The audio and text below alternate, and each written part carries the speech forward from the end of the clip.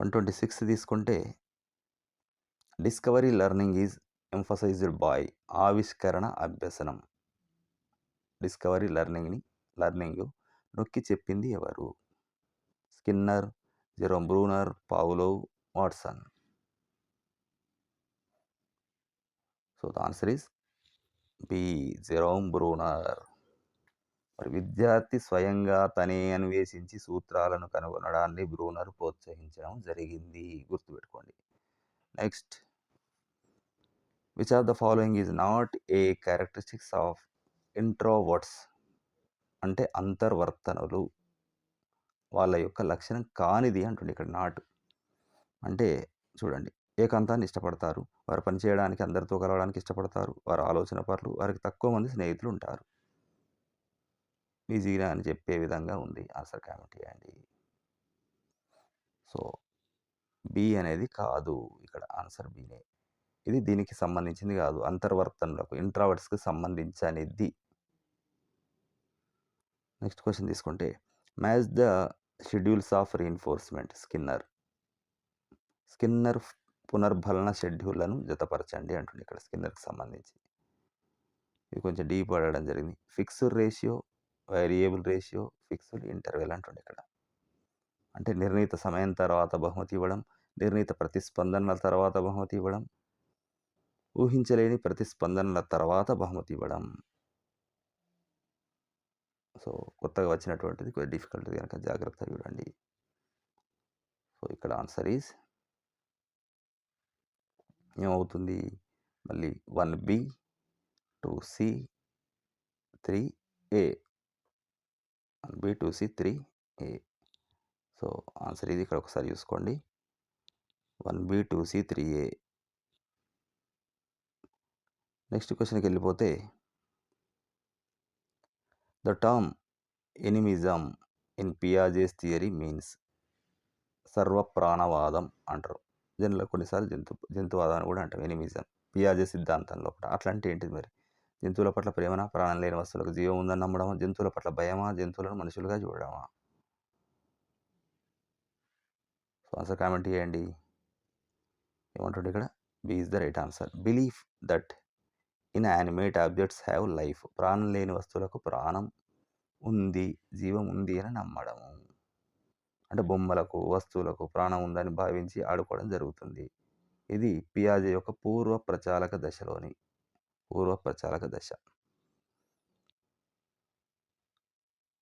Next, అభ్యసన బదలాయింపు రకం కానిది.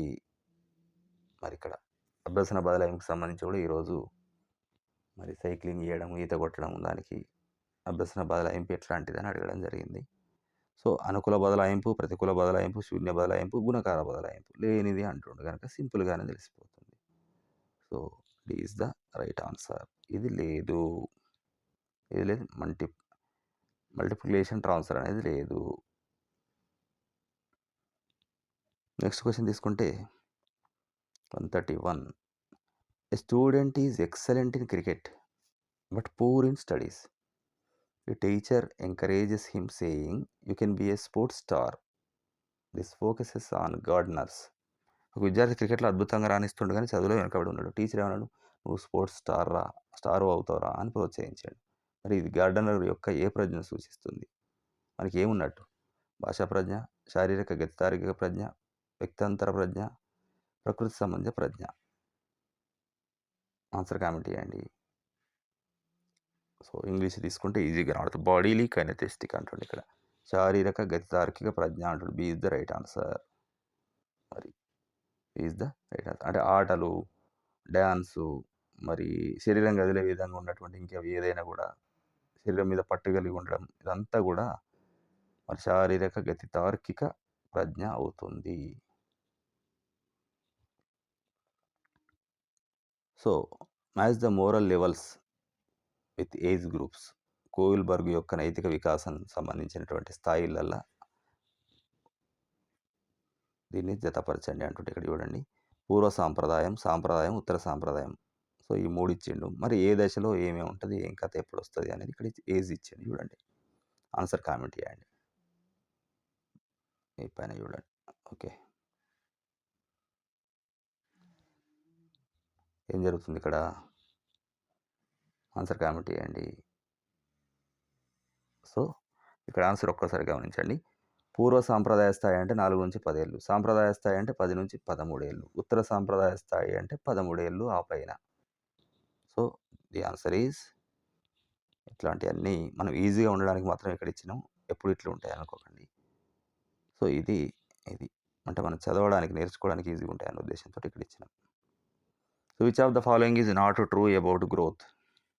పెరుగుదల గురించి ఈ క్రింది వాటిలో ఏది నిజం కాదు? నాట్ అంటుండే ఇక్కడ. ఇది పరిమాణాత్మకమైంది. ఇది పరిపక్వత తర్వాత ఆగిపోతుంది. ఇది మరణం వరకు కొనసాగుతుంది. దీన్ని కొలవచ్చు. ఈజీగానే చెప్పచ్చు. ఆన్సర్ కామెంట్ చేయండి. సో, సి అనేది తప్పు. మరణం వరకు కొనసాగేది వికాసం, డెవలప్మెంట్, బట్ నాట్ గ్రోత్, పెరుగుదల కాదు. 34 తీసుకుంటే అనెక్డోటల్ రికార్డ్ కంటైన్స్, ఉపాఖ్యాన రికార్డులో ఏముంటుంది? విద్యార్థి మార్కులు మాత్రమే ఉంటాయి. మరి ముఖ్యమైన సంఘటనలు, ప్రవర్తన యొక్క వివరణాత్మక రాతలు ఉంటాయి, హాజరు వివరాలు ఉంటాయి, ఆరోగ్య నివేదిక ఉంటుంది. మరి ఏది ఉంటుంది? ఏది ఉంటుంది? Answer comment. The answer is B. B is the right answer. ఏముంటుంది మరి ఇక్కడ బిలో? ముఖ్యమైనటువంటి సంఘటనలు లేదా ప్రవర్తన యొక్క వివరణాత్మక రాతల్నే మనం ఇక్కడ ఏం తీసుకుంటాం? అనెక్డోటల్ అంటే రికార్డ్ అంటున్నాం. అంటే విద్యార్థి జీవితం లోపట లేదా పాఠశాల లోపట జరిగినటువంటి ఒక నిర్దిష్ట సంఘటనను ఉన్నట్లుగా వివరించి రాసేదే అనెక్డోటల్ రికార్డ్. అది జీవితంలో కావచ్చు, పాఠశాలలో కావచ్చు, ఏదో ఒక సంఘటన ఉన్నట్టు రాయడం. గుర్తుపెట్టుకోండి. So, match the concept with the theorist. మరి ఒక భావన ఇవ్వడం జరిగింది, దాని సిద్ధాంతకర్తతోటి జతపరచాలి. ఇక్కడ ఏంటి? సోషల్ సాంఘిక అభ్యసనం, శాస్త్రీయ నిబంధనం, కార్యసాధక నిబంధనం, అంతర్దృష్టి అభ్యసనం. కింద వాళ్ళు ప్రతిపాదించింది ఎవరు? పౌలోవ్, బండూరా, కోహిలర్, స్కిన్నర్. సో, ఇది ఈజీగానే చెప్పొచ్చు. అంటే అడగడం, జతపరచడానికి కొద్దిగా టైం టేకింగ్ ప్రాసెస్ లాగా ఇచ్చింది, కానీ డైరెక్ట్గా అడిగిండి ఏ నిబంధన ఎవరిది అని. సో, ఏంటి అది? సాంఘిక అభ్యసనం బండూరా, శాస్త్రీయ నిబంధన పావులోవ్, కార్యసాధక సిద్ధాంతం స్కిన్నర్, అంతర్దృష్టి Kohler. So, A is the right answer. Next, a test designed to predict a student's future success in a specific field like engineering or music is called. ఏదో ఒక నిర్దిష్ట రంగం లోపల, అంటే అది ఇంజనీరింగ్ కావచ్చు, సంగీతం, అట్లాంటివంటి వాటి లోపల విద్యార్థి భవిష్యత్తులో పొందేటువంటి విజయాన్ని అంచనా వేయడానికి రూపొందించినటువంటి పరీక్ష ఏది? సాధనా పరీక్ష, లోప నిర్ధారణ పరీక్ష, సహజ సామర్థ్య పరీక్ష, ప్రజ్ఞా పరీక్ష. So, the answer is C, aptitude test. ఇది సహజ సామర్థ్య పరీక్ష. అంటే భవిష్యత్తు లోపల ఒక వ్యక్తి ఏ రంగంలో రాణిస్తాడు లేదా రాణించడా అని అంచనా వేసేటువంటిది సహజ సామర్థ్య పరీక్ష, ఆప్టిట్యూడ్ టెస్ట్. అది which employees learning by doing. ఇది మనం ఇదివరకే చేసినాం. చేసి నేర్చుకోవడం, లర్నింగ్ బై డూయింగ్ అనేది దేన్ని సూచిస్తుంది? అన్వేషణ పద్ధత, ఉపన్యాస పద్ధత, బట్టి స్మృత, పాఠ్యపుస్తక పద్ధత. ఆన్సర్ కామెంట్ చేయండి. So, the answer is a, heuristic method. అన్వేషణ పద్ధతి లోపటనే మరి లర్నింగ్ బై డూయింగ్ అనేది ఉంటుంది. ఇక్కడ హెచ్ఈ ఆర్మ్స్ట్రాంగ్ ప్రతిపాదించినటువంటి ఈ పద్ధతిలో విద్యార్థి స్వయంగా చేయడం ద్వారా అన్వేషించి కొత్తగా అంటే డిస్కవరీ చేసి నేర్చుకోవడం జరుగుతుంది. 137 తీసుకుంటే inclusive education the term main streaming means. సమ్మిళిత విద్య లోపల మెయిన్ స్ట్రీమింగ్ అని చెప్పడం జరుగుతుంది. మరి మెయిన్ స్ట్రీమింగ్ అంటే ఏంటి? ఇక్కడ సాధారణ పిల్లలను ప్రత్యేక పాఠశాలకు పంపడమా? ప్రత్యేక అవసరాలు గల పిల్లలను సాధారణ తరగతి గదుల్లో కలపడమా? తెలివైన విద్యార్థులకు వేరే విభాగం సృష్టించడమా? లేదా కేవలం క్రీడలపైనే దృష్టి పెట్టడమా? ఆన్సర్ కామెంట్ చేయండి. సో, ఇక్కడ B is the right answer. B is the right answer. ఏంటి? Integrating special needs children into regular classrooms. మామూలుగా జరిగే తరగతి గదులలో వీళ్ళను, స్పెషల్ నీడ్స్ ఉన్న పిల్లల్ని కలపడం. అంటే సాధారణ పాఠశాల స్రవంతి లోపట గలపడం. మెయిన్ స్ట్రీమ్‌లో గలపడం అన్నట్టు. 139 తీసుకుంటే match the memory types. Memory types గూడా ఇచ్చిండు. చాలా వరకు గూడా మనం బిట్లు ఇవ్వడం జరిగింది. అంటే ఈ జతపరచడం వల్ల ఏమైతుందంటే ఒకేసారి ఫర్ ఎగ్జాంపుల్ స్మృతి రకాలున్నాయనుకోండి. ఈ స్మృతి రకాలన్నీ గూడా ఈ ఒక్క క్వెషన్‌లో మనకు తెలిసిపోతుంది. సో, లాస్ట్ మూమెంట్‌లో ఉన్నాం. కొంచెం ఎగ్జామినేషన్ బట్ ఎగ్జామ్‌లో వచ్చే టైప్ క్వెషన్‌లున్నది. టైమ్ టేకింగ్ ఇస్తుర్రు అక్కడ గూడా సేమ్ ఆ టైప్‌లో ఉంటది. ఇక నేర్చుకోవడానికి గూడా అన్నీ పనికొస్తాయి ఇక్కడ. సో, ఇక్కడ ఏమిచ్చిండు? అర్థవంతమైన స్మృతి, సందర్భోచిత స్మృతి, పద్ధతి స్మృతి. మరి కిందేమిచ్చిండు? బైక్ ఎలా నడపాలో తెలియడం, సాధారణ జ్ఞానం, వాస్తవాలు, వ్యక్తిగత అనుభవాలు. మరి వీటిని జతపరచండి. సో, ఆన్సర్ కామెంట్ చేయండి. ఏమవుతుంది ఇక్కడ? సెమాంటిక్ అంటే ఏంటిది? నిజాలు లేదా జ్ఞానం. అవునా? ఎపిసోడిక్ మెమరీ అంటుండు. అంటే జీవిత సంఘటనలు, ప్రొసీజరల్ అన్నట్టు. నెక్స్టు మరి నైపుణ్యాలు లేదా పద్ధతులు. వీటికి ఏది ఉదాహరణ? సైకిల్ తొక్కడం, ఈత కొట్టడం ఇట్లాంటి వాటిని ఏమంటారంటే నైపుణ్యాలు లేదా పద్ధతులు అనడం జరుగుతది. ప్రొసీజరల్ పద్ధతులు. సో, ఇది A is the right answer. A is the right 1B, 2C, 3A. Which of the following is not a psychosocial motive? క్రింది వాటిలో మనోసాంఘిక ప్రేరకం కానిది. మనోసాంఘిక సోషల్ సైకో. స్నేహబంధం కోసం అవసరం, అధికారం కోసం అవసరం, సాధన కోసం అవసరం. మరి ఇలాంటి ప్రేరకం దేనికి అవసరం అంటుండు? నిద్ర కోసం అవసరం. సో, ఇది ఏంటిది? D is the right answer. నిద్ర కోసం అవసరం. Need for sleep. Need for sleep. ఏంటిది మరి? నిద్ర, ఆకలి, దాహం అనేటివి ఏంటి అవి? శారీరక ఫిజియోలాజికల్ అవసరాలు. మిగతావన్నీ ఏంటివి? మనోసాంఘిక అవసరాలు. మనకిక్కడ ఏమన్నాడు? నాట్ అన్నాడు గనక మరి దాన్ని తీసేస్తాను. Okay. Who advocated child centered education? శిశు కేంద్రీకృత విద్యను సమర్థించింది ఎవరు? John Dewey, Skinner, Watson, Pavlov. Answer is A. John Dewey. మరి జాన్ డూయి ప్రగతిశీల విద్య అంటే ప్రోగ్రెసివ్ ఎడ్యుకేషన్ మరియు చైల్డ్ సెంటర్డ్ ఎడ్యుకేషన్‌కు మరి ఈయననే ఆద్యుడు జాన్ డూయి. 142 తీసుకుంటే మ్యాచ్ ద టీచింగ్ మెథడ్స్. ఆగమన పద్ధతి, నిగమ పద్ధతి, క్రీడా పద్ధతి. Inductive method, deductive method, play way method. మరి దానికి సంబంధించి ఆన్సర్ చూద్దాం. సూత్రం నుంచి ఉదాహరణకు పోవడం ఒకటి. ఉదాహరణ నుంచి సూత్రానికి పోవడం.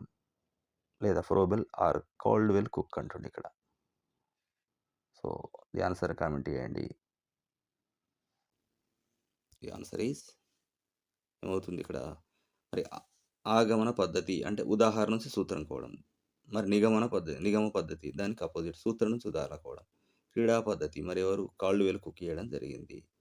ఎర్నీ కాల్డ్‌వెల్ కుక్ అనేటి ఆయన ఏం చేసిండంటే ఒక పుస్తకం రాసిండు. ఆ పుస్తకం పేరేందంటే ప్లే వే. మరి ఫ్రోబెల్ కిండర్‌గార్టెన్ స్థాపించడం జరిగింది. Play way method. ఈయననే పుస్తకం రాసిండు. కిండర్‌గార్టెన్ ఏకంగా స్థాపించిండు. ఇది తేడా. Scaffolding is least likely to involve. స్కాఫోల్డింగ్‌లో ఇది ఉండే అవకాశం చాలా తక్కువ.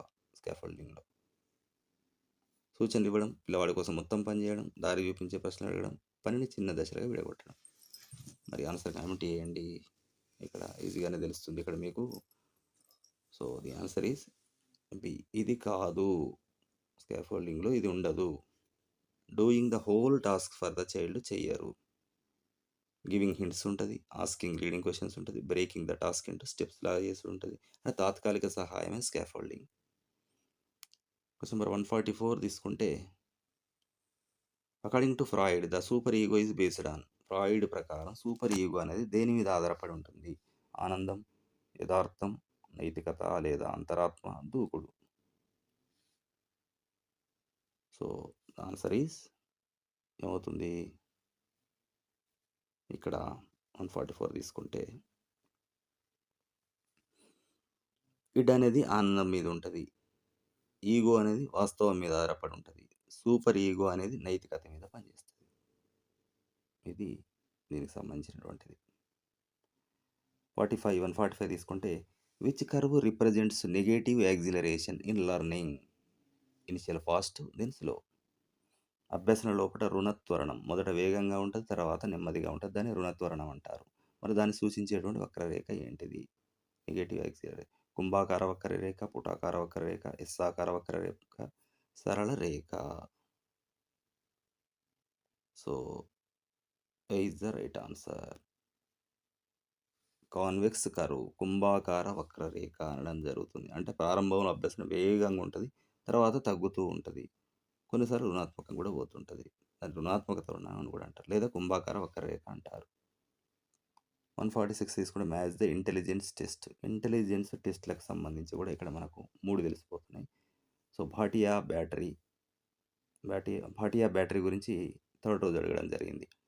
Army alpha test, Raven's progressive matrices ఇది. మరి శాబ్దిక సామూహిక పరీక్ష ఏది, నిష్పాదన పరీక్ష ఏది, అశాబ్దిక పరీక్ష ఏది? ఈ మూడింట్లలో ఒక 3 జతపరచండి అంటుండే ఇక్కడ. సో ఏం చేస్తుండు ఇక్కడ, భాటియా బ్యాటరీ గురించి మొన్న క్వశ్చన్ రావడం జరిగింది థర్డ్ రోజు. ఇక్కడ భాటియా బ్యాటరీ నిష్పాదన పరీక్ష ఇది, చేసి చూపించేది అన్నట్టు. ఆర్మీ ఆల్ఫా అంటే చదువు వచ్చిన వారికి పెట్టేటువంటి శాబ్దిక పరీక్ష. మరి రావెన్స్ మ్యాట్రిసిస్ అనేది భాషతో పని లేనటువంటిది కనుక దాన్ని అశాబ్దిక పరీక్ష అంటారు, నాన్ వెర్బల్ పరీక్ష అవుతుంది. సో ఇక్కడ మరి ఈజ్ ద రైట్ ఆన్సర్ చూసుకోండి. సో దీనికి సంబంధించినటువంటి పీడిఎఫ్లు ఇప్పుడు మనం ప్రాక్టీస్ చేస్తున్న సేమ్ పీడిఎఫ్ను మనం వాట్సాప్ గ్రూప్లో షేర్ చేయడం జరుగుతుంది కనుక తప్పకుండా మరి డిస్క్రిప్షన్ బాక్స్ లేదా కామెంట్ బాక్స్లో ఉన్నటువంటి వాట్సాప్ గ్రూప్లో జాయిన్ కండి. సో మరి ఈ రకమైన బిట్లు మన ప్రిపరేషన్ మీకు బాగా నచ్చినట్లయితే మిత్రులందరూ కూడా షేర్ చేయండి, వాళ్ళకు కూడా ఉపయోగపడుతుంది. సైకాలజీకి సంబంధించి మనది పెట్టే అన్ని టాపిక్లపై వీడియోలు చేసి ఉన్నవి. Teacher ask students to design a new way to save water. The question test. Teacher ఏమన్నాడు విద్యార్థుల్ని, నీటిని ఆదా చేయడానికి కొత్త మార్గాల్ని రూపొందించండి అని అడిగిండు. మరి ఈ ప్రశ్న దేన్ని పరీక్షిస్తుంది అంటుంది ఇక్కడ. కొత్త మార్గాలు, నాలెడ్జ్, అవగాహన, సంశ్లేషణ ఆర్ సృజనాత్మకత, పునఃస్మరణ. ఒక్కసారి ఆలోచించి కామెంట్ చేయండి. ఇక్కడ ఇచ్చిన ప్రకారం చూసుకుంటే ఏమన్నది, ఇది నీటిని ఆదాయం అని కొత్త మార్గాన్ని అంటుండు కనుక ఇక్కడ ఏం జరుగుతుంది, కొత్తగా అంటే క్రియేటివ్గా. So C is the right answer అవుతుంది. సింథసిస్ ఆర్ క్రియేటివిటీ, సంశ్లేషణ ఆర్ సృజనాత్మకత. దీని ప్రకారం మరి ఏమవుతుంది, కొత్తగా రూపొందించడం అనేది బ్లూమ్స్ వర్గీకరణ లోపల సంశ్లేషణ లేదా సృజనాత్మకత అవుతుంది. 148 తీసుకుంటే which is not a characteristics of A democratic class room. ప్రజాస్వామ్య తరగతి గది లక్షణం కానిది అంటుండు. మళ్ళీ కానిది ఉన్నప్పుడు ఆ జాగ్రత్తగా వినండి. భావ వ్యక్తీకరణ స్వేచ్ఛ ఉంటుంది, టీచర్ పూర్తి అధికారం కలిగి ఉంటాడు క్లాసులో, మరి పరస్పర గౌరవం ఉంటుంది, నియమాల తయారీలో కూడా విద్యార్థుల భాగస్వామ్యం కూడా ఉంటుంది. మరి ఏది ఆన్సర్ కామెంట్ చేయండి. సో ఏంటి ఇక్కడ నాట్ అనేది బి కాదు. టీచర్ యాజ్ అబ్సల్యూట్ అథారిటీ, పూర్తి అధికారం కలిగి ఉండడం అనేది మరి ప్రజాస్వామ్య లక్షణం కాదు. క్వశ్చన్ నెంబర్ 149 తీసుకుంటే object permanence is absent in. వస్తు స్థిరత్వ భావన, ఇంతకుముందు క్వశ్చన్లో చదువుకున్నాం కదా వస్తు స్థిరత్వ భావన అని, అది ఏ దశలో ఉండదు అంటుండే ఇక్కడ. అది కూడా ఏంటిది మరి ఉండండి, ప్రారంభంలో అంటుండే, జాగ్రత్తగా గమనించండి. ప్రారంభ ఇంద్రియ చాలక దశ, చివరి మూర్త ప్రచాలక దశ, అమూర్త ప్రచాలక దశ, వయోజన దశ. ఆన్సర్ కామెంట్ చేయండి. సో ఇక్కడ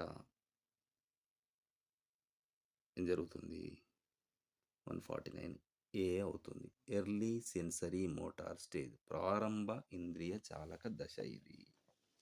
మరి దీని లోపట పుట్టిన వెంటనే లేదా మొదట కొన్ని నెలల లోపట అంటే ఎర్లీ స్టేజ్ లోపల ఏమవుతుంది అంటే పిల్లలకు వస్తు స్థిరత్వ భావన అనేది ఉండదు. సుమారు దాదాపు ఒక 8-9 నెలల తర్వాత ఇది స్టార్ట్ అవుతుంది. క్వశ్చన్ నెంబర్ 150 తీసుకుంటే match the laws of heredity. So ఈ అనువంశికత సంబంధించిన నియమాలు కూడా ఇక్కడ మనం ఒకటే క్వశ్చన్లో నేర్చుకోవడం జరుగుతుంది. చాలా వరకు కూడా దీనిలో జతపరచుడు అని ఇచ్చి, ఈ జతపరచడం వల్ల ఏం జరుగుతుంది, మనం ఈరోజు మనం నేర్చుకున్న దాంట్లో ఏంటంటే ఒకే ఒక టాపిక్ నేర్చుకోవడం అని గాకుండా జతపరచడం వల్ల ఆ మిగతా అన్నీ గూడా నేర్చుకుంటున్నాం కాన్సెప్ట్. ఎగ్జామ్‌కు దగ్గరలో ఉన్నాం గనక నడుస్తున్నాయి గనక మీకు బాగా యూజ్ అవుతదనుకుంటున్నాను. సో, ఇక్కడ గమనించండి. సారూప్య నియమం, వైవిధ్య నియమం, ప్రతిగమన నియమం.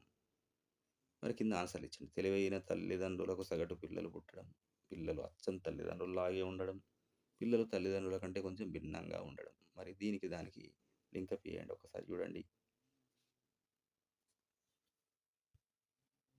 సో, ఆన్సర్ కామెంట్ చేయండి. సారూప్య అంటుర్రు. అంటే ఏమంటారు?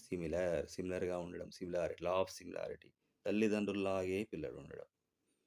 మరి లా ఆఫ్ వేరియేషన్ వైవిధ్యంగా ఉండడం. కొంచెం తేడాగా ఉండడం. Okay. Next law of regression ప్రతిగమన నియమం. అంటే ఇక్కడ ఏమవుతుంది మరి? తెలివైన వారికి తక్కువ తెలివి గల పిల్లలు పుట్టడం. అంటే వెనక్కి లేదా సగటు వైపు మళ్ళడం అన్నట్టు ఇక్కడ. సో, దీన్ని మరి ప్రతిగమనం అంటారు. తల్లిదండ్రులు తెలివైనోళ్ళుంటారు. పిల్లలేమో సగటుగానో లేకపోతే తక్కువ తెలివి గల పిల్లలు ఉంటారన్నట్టు.